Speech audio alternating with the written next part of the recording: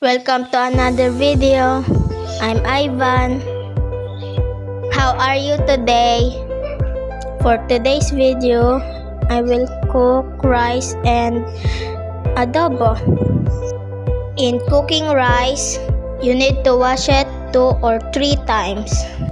It is Filipino style.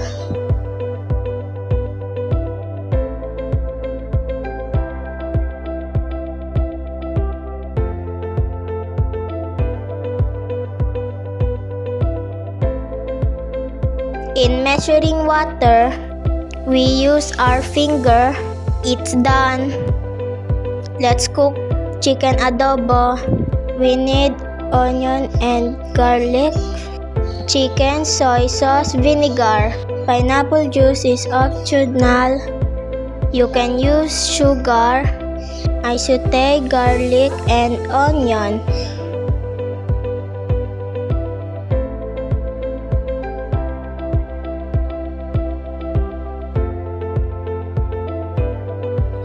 Then add the chicken.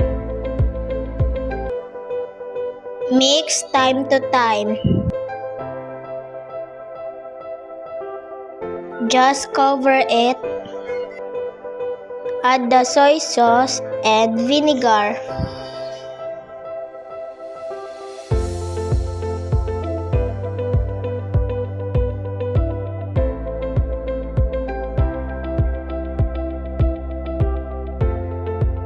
Add the pineapple juice or sugar if you want. Always taste for your desired taste. Let it boil and it's done.